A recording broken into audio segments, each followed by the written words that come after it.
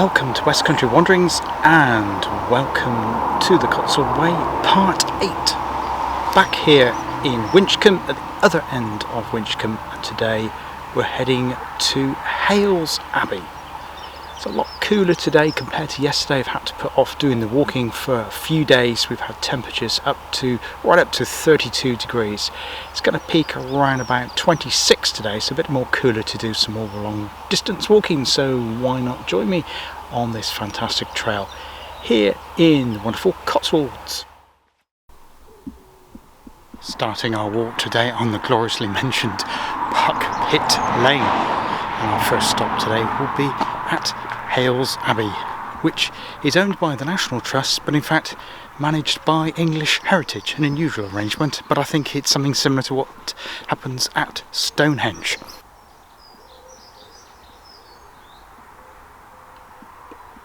Our final destination today is the hamlet of Wood Stanway, not to be confused with Stanway with its fantastic mansion, which we'll be covering in video number 9.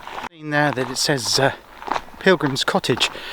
The reading I've been doing around this route is that it was part of the former Salt Way, leading up to the town of Droitwich Spa, which is something I'm hoping to go to because it has two fantastic churches. But obviously with COVID they've been closed, so I've been waiting for them to reopen to do a visit to Droitwich. Droitwich is a town completely built on salt, and it gained its wealth from the salt because it lies on the bedrock of salt, and it's been mined for, well, thousands of years, and there were salt paths, and it seems strange now that people would walk long distances to trade salt, but that was indeed the case in years gone by. Yes, apologies for the bit of a gap since the last vlog. I've had to put it off for some considerable time because I think it's been over a week now since I've done any walking on the Cotswold Way, and that's simply because it's been too hot. We've had probably 6 or 7 days of continuous early 30s degrees Celsius heat, and that, for me, that's just too hot for doing any long distance walking. I'd say it's probably about 23 degrees at the moment. It's quite pleasant. It will get a little bit warmer later on as we go on, but it shouldn't peak anything like the extremes that we've had over the past week or so. I've never been one for heat. I just feel like my whole body is on fire from the inside. I feel like I've been roasted. It's very unpleasant. I've just been hunkering down. Probably noticed I've done a couple of short bites. I've done, in case you've missed them, what have I done recently? Oh yes, I did a vlog last Saturday in the cool. I was sat under a tree in the shade at Berkeley Castle. If you haven't seen that one, it's a short bite all about the first vaccine in the world, which was created by Edward Jenner down at Berkeley, southern part of the county.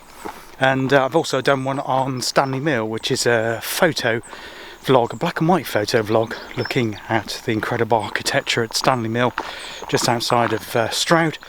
And there's been another one, if you're interested in trains. Then there's a little quirky one on trains at Standish Junction. About trains, I was hoping to include some footage of the Gloucestershire Warwickshire Railway. They've got a station here, and I included some still shots of the station at Winchcombe on the last vlog number 7. Check that out if you've not seen that one already. But sadly it was closed by the time I got there after finish a day's walking. And I just looked today, I was hoping to maybe catch a shot of some steam trains when we get to Hayles, because there is a halt at Hayles. Maybe have a look at that. But they're not running any trains today on the Gloucestershire Warwickshire Railway. I'm not sure why that is. They are next Friday. Maybe because the schools have broken up by then. I think schools are starting to break up now, and other Scottish ones did weeks ago. The ones in this part of the world, I think, break up next week, so that's the reason why the trains aren't running today. They are over the weekend, and I think they've got a diesel special coming up as well. But yeah, I'd like to include some footage of that, so I'll probably come back to Gloucestershire Warwickshire Railway to do some shots of steam trains at a future date. I did some filming last night. I'm actually in the process of building a short trailer together for my channel. The reason for that is if somebody watches one of my videos from maybe it's highlighted on YouTube as a one-off video, it will then point them to my trailer, which will give them a feel of what the rest of my channel is like, where I'm covering obviously counties in Devon and Cornwall and here in Gloucestershire, and it'll be further away. Speaking of further away, or different counties not that far from where I am, I'll actually be covering Dundas Viaduct next week, so look out for that one. Fabulous Cotswold stone viaduct built to carry the Kennet and Avon Canal over a valley, a river and a railway, so that's one to well look out for. So if you don't subscribe, it's well worth subscribing to my channel now.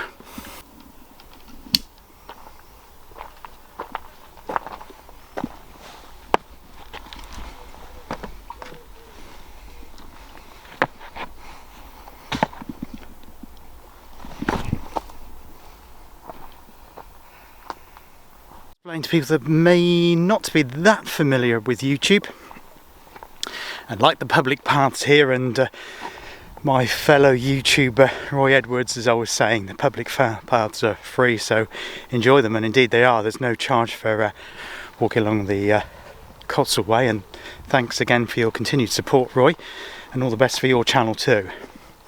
The reason I mention that is some people don't quite realise that when you subscribe to a YouTube channel, there's no cost.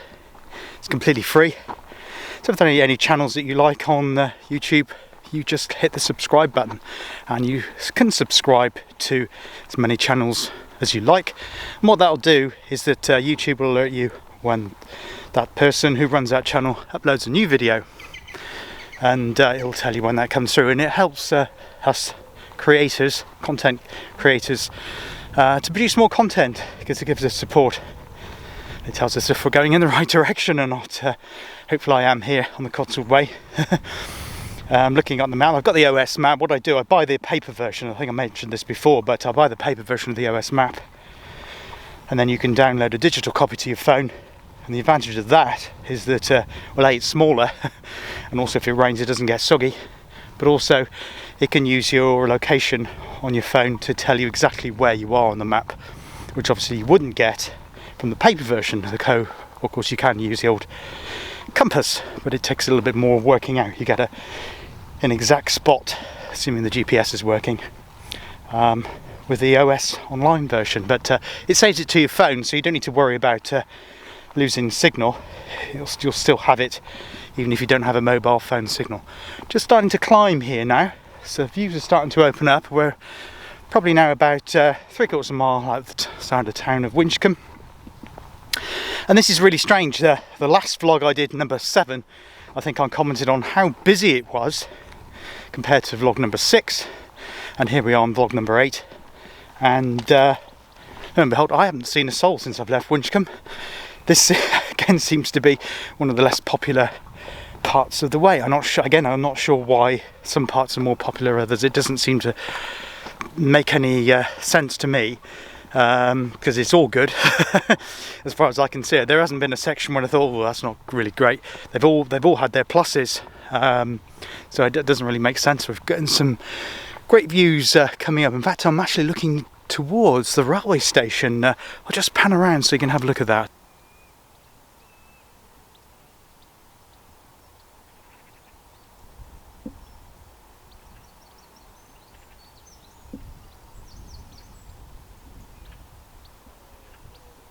Currently reading a couple of books at the moment. One I've read before, and one I've just started. I picked up in a shop just outside the town of Bisley. It's a green shop. I'll tell you a bit about them, because if you follow my channel you might find them interesting. The first one is Diary of a Young Naturalist by a young gentleman from Northern Ireland called Dara McAnulty. He has won several awards, including praise from one Chris Packham, the Naturalist. It's a fabulous book. It's like myself, Dara has autism, and he grew up in Northern Ireland. I believe his father is an ecologist, an environmentalist, and he's had to move schools several times because of problems he's had at school with bullying, and he now lives, I believe, near the wonderful town of Newcastle. Mourne Mountains, which is a spectacular spot. I've been there and it's a wonderful place. But yeah, he's written a diary for many years, basically about his walks in the country observing wildlife, and it's so detailed, it's so rich in the flavours of nature and what he sees through the bird life, the birds, the flowers, the sights and smells of nature, and also peering to a lot of land that's been lost to the developers, which seems to be happening all over the United Kingdom at the moment. It's really quite depressing, but it's a fantastic book. I've read it. I'm actually in the process of reading again. It's just one of those books you can't put down. I highly recommend that. So it's Dara McAnulty, Diary of a Young Naturalist. The other book I'm reading is by a gentleman called Stephen Moss. Now, Stephen Moss used to work for the BBC's Natural History department in Bristol, and he was recently interviewed by another YouTube vlogger and environmentalist, one who I've mentioned before, Abby Barnes. Abby Barnes, apart from running her YouTube channel, she also has her own podcast series, which you can pick up on Spotify and other places that do podcasts. And I think it was probably about 3 or 4 episodes ago, she interviewed Stephen Moss for about an hour and a half. It's a fantastic interview, so highly recommend that. But yeah, his book, he's written loads of books on nature, but the one I'm reading at the moment is Diary of a Wren, and it's basically a biography of that particular species, the smallest bird in the United Kingdom, and it's a wonderful read. I've only just started at the moment, but really enjoying it. So yeah, 2 highly books I can recommend there. Like other sections of the Cotswold Way that we've done, which crisscrosses the escarpment. He goes up the escarpment, views along the top, and then it comes down and then back up again. This section today, we're just skirting the edge of the escarpment. We're not actually gaining great height at the moment, so we're skirting the escarpment is just over there. That's the edge of the Cotswold Ridge, or the escarpment, where the limestone edge is. So we've got thicker soils here. We're just currently walking through a wheat field, on the edge of a wheat field, shall I say. I'm obviously making sure I stick to the paths here. Sorry, it's on that side. I will film that, so you're probably thinking, what wheat field? Yeah, this one. This one here. So yeah, it's a bit of a different one, so there isn't so much climbing, so we don't have the higher views that we've had from some of the other sections that we've done so far anyway. But yeah, it's wonderful countryside. It's just open and very quiet, which is great. I've just been thinking about, in terms of heading towards our destination, well, the northerly destination, because we've got a southerly one, of course, which is Bath. We're heading to Chipping Campden, and I'm still trying to work out in my head how many more sections they're going to be. Well, in terms of the next one, today we're going to Wood Stanway, and vlog number 9 will be from starting in Wood Stanway, probably working up to the beautiful Cotswold village of Stanton, and from there, obviously, the next number 10, vlog number 10, will take us into Broadway, and obviously in that vlog I will cover Broadway in more detail. I'm not sure whether I'll include the tower. Sorry, just swapping hands a minute. I'm not sure whether I'm going to include Broadway Tower in that vlog or whether it be in the following one, but Broadway was certainly there, maybe Broadway Tower as well in that one, and then maybe the vlog after that with the one that sees us getting into, well, the wonderful town of Chipping Campden. I've been to Chipping Campden many times, but I've certainly never walked it before, so I'm really enjoying this experience here.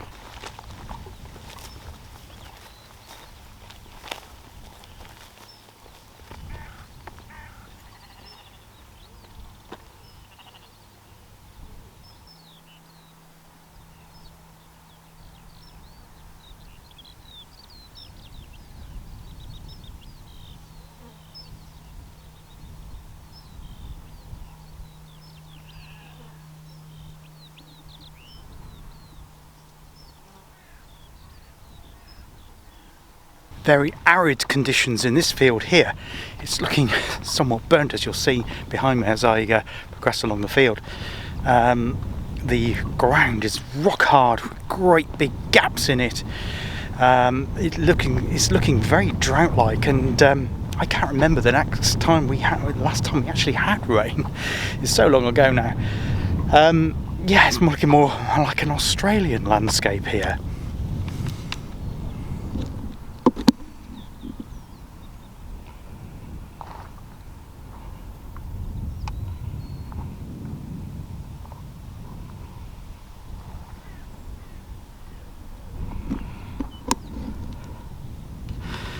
Wow, that's dry. Yeah, what I was going to say is that though today is cooler than what we have had, I think filming is going to be out for tomorrow and Sunday, because there is forecast very heavy rain, particularly tomorrow, and also there is going to be lots of thunder and lightning. So no, I don't want to be out on that. So filming will recommence next week, probably with the Aqueduct one, and then there'll be another Cotswold Way one coming along next week as well. See how we go. Yeah, so that rain I think is going to be most welcome. My only concern is I just hope that we don't have the floods which seem to have swept right across Europe. I know Netherlands, Belgium, Germany and Poland and Austria, they've all been really badly affected by these horrendous floods, and my heart goes out to those people affected in those particular countries at the moment, with the devastation that the rain has brought on their lives. And I even see that it's now spread, the heavy rain has spread right across into Asia, with parts of China being affected by flooding too. Some extraordinary scenes. I was watching the news yesterday, tea time.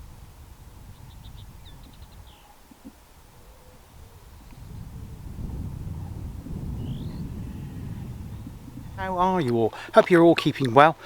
Very difficult times at the moment.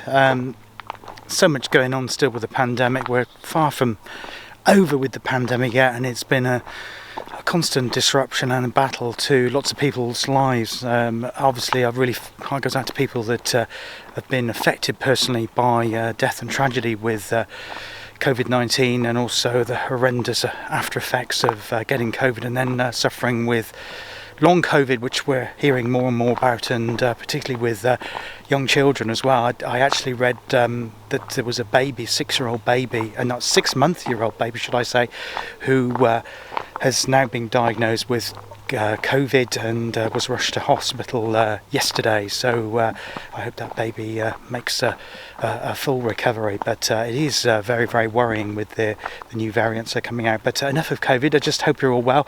I'm trying to keep on top of things. This is my primary focus at the moment, doing photography and videos. I find it so absorbing, and I find it as well as reading. I love reading as well. I find those a great distraction, and I think our minds can become too preoccupied with everything that's going on in the world. I actually, I believe today in the Buddhist calendar, I'm not particularly religious person, although I have a spiritualist belief, and I have no qualms with what anything anybody believes at all. I fully support anybody with whatever beliefs that they personally have.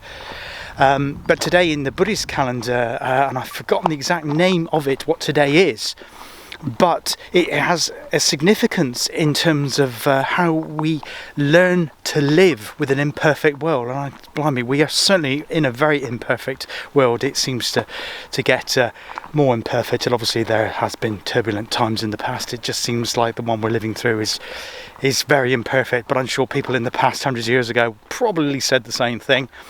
Yeah, it's in terms of living our lives to the best ability that we can with what we have, with the imperfections that we have with our lives, in terms of we may not have the life that we want or the one we planned for, dreamed for, but we have to make the most and get the best out of the life that we have, and then take some enjoyment from it while we're here on this tremendous planet.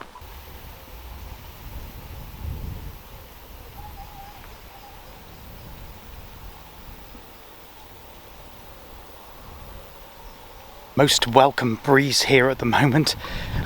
Nice lush meadow. The grass has not been cut back, and it means that the soil is less dry, and also means there's more butterflies and bees around, which is always a positive thing to see the pollinators out in force, doing all the good work that they do. Fantastic. We certainly need pollinators if we want to eat, to keep the crops going. It's really, really important. But yeah, this is just wonderful. Some beautiful trees ahead of me at the moment. I'll show some of those. I don't think we're that far off from Hales Abbey. I'll have a look at the map. Yeah, I think we're probably maybe a mile, maybe a little bit less than that from Hales. And I'll stop there for a bit. I'll do a bit of tell you a little bit about the Abbey, and we'll have a look around the little village there. And if I've got time, I'll go down to see the little halt on the Gloucestershire Warwickshire Railway. I didn't explain last time, although I did some shots of the Gloucestershire Warwickshire. I didn't actually explain what it is about. If you're not from this part of the world and you don't know about the steam railway, there used to be a line which ran north from Cheltenham Spa. I think Cheltenham used to have about 4 stations. I'll have to check that. It's only got 1 currently. And it went from Cheltenham Spa north up to the magnificent town of, from one magnificent town to another. From Cheltenham up to Stratford-upon-Avon in Warwickshire, both beautiful places. And that line was used. It was a GWR line, and it was used as an alternative route to the Midland Main Line between Cheltenham and Birmingham New Street. British Rail used it right into the 1970s. It wasn't one of the beaching cuts. It carried on. I have to swap my arm again. Sorry, my arm's aching. And they used it right up until the 1970s as an alternative freight route. And I believe 75, 76, a train crashed, or in fact it derailed. A freight train derailed on the track. I'm not sure where exactly on the route between the 2 towns, but it derailed, and BR, as a short cost-cutting measure, thought, oh well, we won't bother to repair it. We'll just close the entire line, which seems incredibly short-sighted, because we would have needed that line more than ever now. The line between Cheltenham and Birmingham is pretty much at capacity.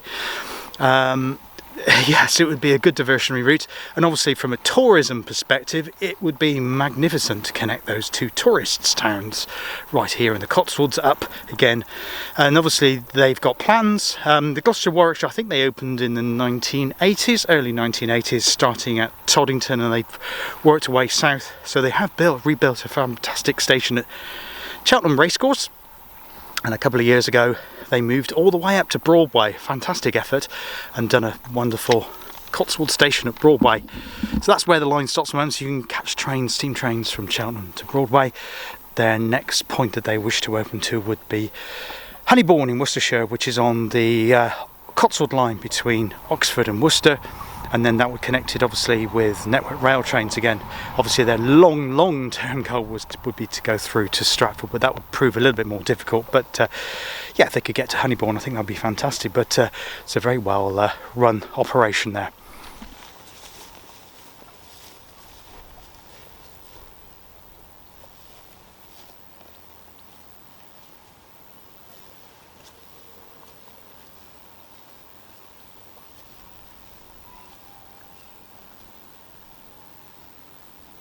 Now made it to Hales, little hamlet here, Hales, with its farm, its church, and of course Hales Abbey, which we'll look at shortly. But I've just stopped here at the church, just going to have a breather, take some water on board, quick snack, and then we'll go on to look at the Abbey.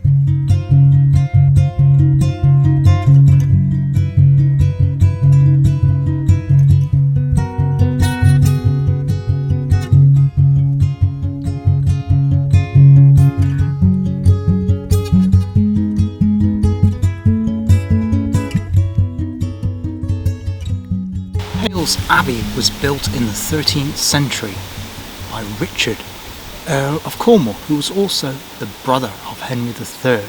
It was built as a thanksgiving because Richard had survived a shipwreck. The abbey was consecrated in 1251 for a community of Cistercian monks. Later, a phial of blood purporting to contain the blood of Christ was found. This led for the next 300 years Hales Abbey becoming a focal point of people coming here on a pilgrimage. Hence why we saw the pilgrimage cottage earlier on when we left Winchcombe. The phial was taken to London to be examined, and it contained nothing more than coloured water which had been dyed using honey and saffron, so the pilgrimage came to an end. The following year the abbey was closed with the dissolution of the monasteries, and all of the ornaments were sold to a private dealer, and the abbey then fell into a ruin, which we have now seen. So we've now left Hales Abbey. Really enjoyed that. We're now walking alongside Hales Wood. Temperature's got up a bit now, as it was predicted, but still not as hot as yesterday. So the trees here keep me nice and cool as we make our ascent up the escarpment. It's the first time we've done any climbing on the walk today. So I managed to get refreshed there at Hales, and as you've seen, done a little bit of photography, telling you a little bit about the history there. Fantastic site. So serene and peaceful. There was probably only about another 3 or 4 visitors there when I was there, which was nice and quiet to have a good look around, and you do get the old spiritual sense about it. It does have a special atmosphere there, so if you're ever passing this way, I can thoroughly recommend a visit there to Hales Abbey. Issue a clarification to what I said earlier near the start of our video today. When I set off from Winchcombe, we passed Pilgrim Cottage. Now that indeed was the Pilgrim Way to Hales. As I explained, Hales Abbey was their pilgrimage because purportedly there was a vial of Christ's blood found there, but obviously it turned out to be fake. But in the intervening 300 years it did get a lot of pilgrims going to that, so that is correct. I was a little bit confused about the Salt Way though.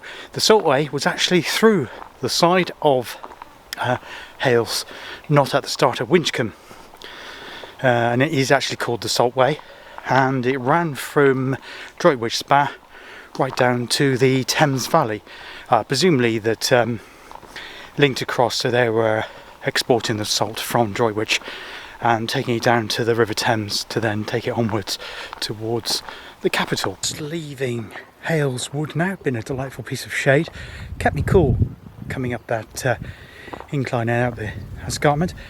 We're now turning left, and the way is marked to Beckford Camp, which is our next stop.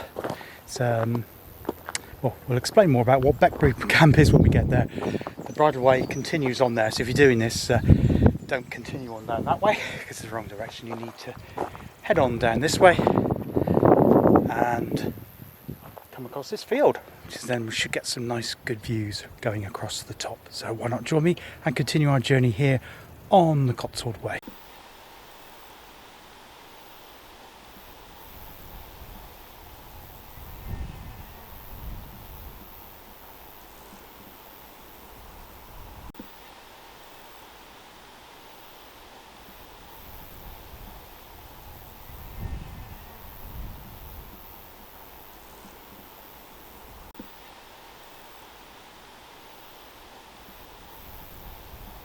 Very fine walking country here at the moment. Nice bit of a breeze as well, which is really pleasant. This makes all the difference, having a bit of breeze. I think we've reached Beckford Camp, and I'm thinking it might be over towards that clump of trees. I'm going to go over there, check my map, and then if it is what it is, I'll tell you a little bit more about it. We're looking at called Strip Lynchet, so it's part of the Beckford site, but it's not the summit. There is a monument at the summit which I've not seen yet. I think it's hidden by a clump of trees, so we'll look at that in more detail when we get to it. But I'll just come off the path just to show you this. Never heard of Strip Lynchets before, so I will put up the old subtitle below. I'll have a dig around. I think the clump of trees are nothing to do with that. Those there. That's a plantation down there. There's also a reservoir just below it, just a small one. That's for local irrigation for farms, I'm not sure. But yeah, so this is Strip Linshits at Beckford Camp. We'll carry on to the summit here at Beckford. About YouTube earlier on, and I forgot to explain a couple of things. I was saying about subscribe, it doesn't cost, that's absolutely true. But one thing you do need to do if you're watching YouTube, whether it's on the TV app, on a smart TV, or whether you're watching it on your mobile phone or on a laptop or a computer, you do need to sign in. And in order to sign in, you need a Gmail account. Again, that's completely free. It is a form of email. However, you don't have to replace your existing email. You just sign up a new account. It'll give you your name at gmail.com. So you only need to use it just for YouTube, just to sign in. And what that does also, it'll then enable you to like or dislike videos. Hopefully you don't do too many dislikes when you're watching videos. Yeah, enable you to do that and add comments, and also you can look at your history, and also YouTube will then recommend similar videos to the ones you're currently watching, which you may not get. You might get it on the TV app, you may not get it elsewhere if you don't sign in. Again, it's free. And as I say, it is an email address, but you don't have to replace your existing email address. You can just use it primarily or solely indeed for YouTube. I hope that clarifies it. If you've got any more questions about that and you're unsure about YouTube, then please drop a comment below, and I'll do my very best to find out the answer and get back to you.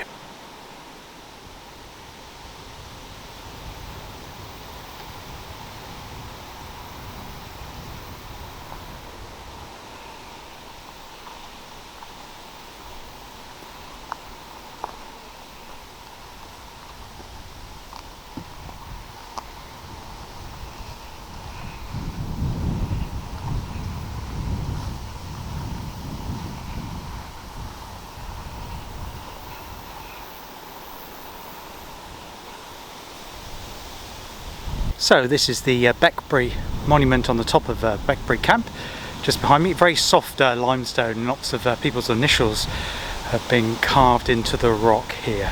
Beckford Camp was an Iron Age hill fort, one of very, very many in this area along the Cotswold escarpment, and you can see why with the commanding position it holds, the height here. So one rampart and one ditch. I think the rampart has subsequently been filled in, but we saw those earlier things which I'll dig into and see what I can find out by those clump of trees in the reservoir. I'm not sure what they were, so I'll have a look at that and I'll drop that in as a subtitle. But a very commanding position here. The only trouble is it's quite an exposed spot in terms of the sun. I'm just going to grab some more water and then continue our way further along the Cotswold Way.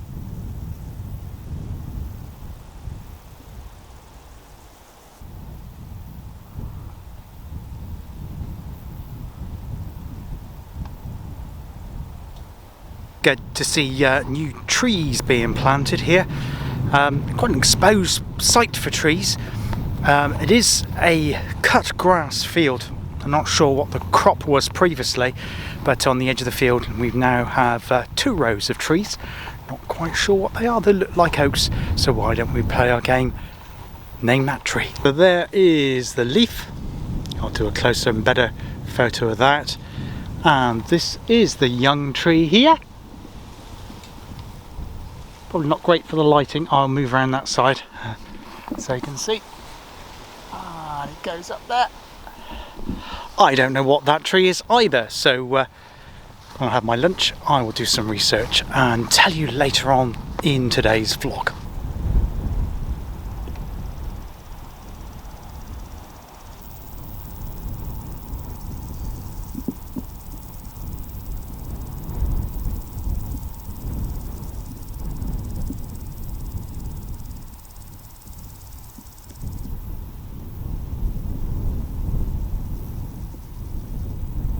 Approaching Stumps Cross, where we briefly join the road, and then we go down a track which takes us down the Cotswold escarpment down towards our final destination today, which is Stanway, where we'll have a look around. I'll be taking a break first of all, having my lunch, we'll have a look around, and I'll tell you what the name of that tree was. Just before I do that, it just crossed my mind really that I can talk to a camera, no trouble at all. I've been around cameras since my teens. I think I've mentioned on one of my very first vlogs I had an Olympus OM30, so I'm quite comfortable around cameras, and I'm quite comfortable talking to a camera. It's people I really struggle with, and I keep looking over my shoulder because I know I've got walkers behind me. I'm not sure how far they're away, and I feel self-conscious of people actually seeing me talk to a camera, but actually physically talking it and sending it to YouTube, knowing it'll be viewed by potentially millions of people across the world, doesn't really faze me. But knowing that somebody who I don't even know might be able to see me talking to a camera sends me a little bit camera shy. It's very odd psychology.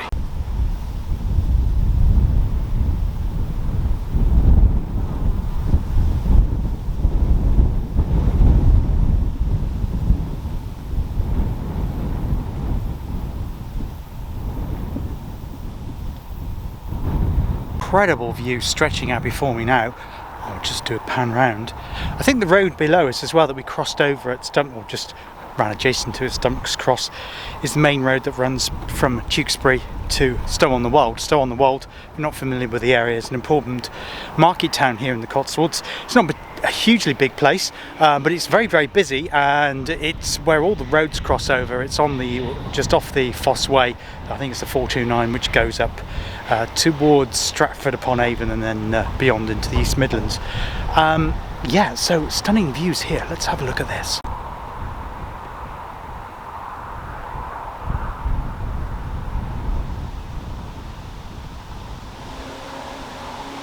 Just show you the view in front of me at the moment. Absolutely stunning view. The lower hill is called Alderton Hill, and that is just in Gloucestershire. The bigger and taller hill, which rises to 299 metres, is Bredon Hill, which lies in the county of Worcestershire. In fact, we'll be going into Worcestershire very soon when we get to Broadway. So yeah, that's Worcester. You're actually looking across the Vale of Evesham. From this direction, the town of Evesham is about 9 miles. The city of Worcester is about 15 miles, and the town of Pershore about 7.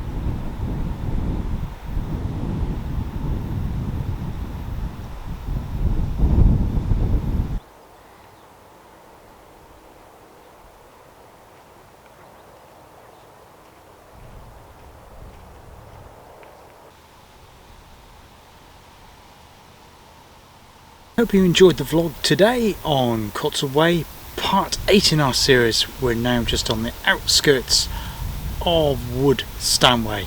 So vlog number 9 will take us from here, from Stanway, through Stanway itself. Hopefully the fountain might be in action so we can look at that spectacular spout, which is indeed magnificent, and on to the lovely Cotswold village of Stanton. Perhaps a little bit further. I need to check the map and work out the distances involved in that. Anyway, I hope you enjoyed the vlog today. Before I disappear though, we've got some unfinished business. Name that tree. We had this leaf, and we had, I think there was about 30 trees that had been planted up on that field there at the top of Beckford Camp, Beckford Fort. Great to see that the farmer's actually done that. And indeed, I've found what this tree is from the old book, the Pocket Tree book. Highly recommend you get one of these books. There's also ones for wildflowers and also birds and wildlife. It's great getting these and when you're out for a walk identifying things. This is in fact a common lime, so he's actually planted some lime trees there. It's Tilia europea. I'll put it along the bottom on the old subtitle. A hybrid between small leaf lime and broadleaf lime. This vigorous and large deciduous tree is broadly commoner in habitat and is often seen with numerous suckers at the base. Long-standing breed, they grow really tall. It'll be perfect when those grow, those trees mature in probably 50 years time. They'll be a spectacular sight, and it's really great the person that has planted them there.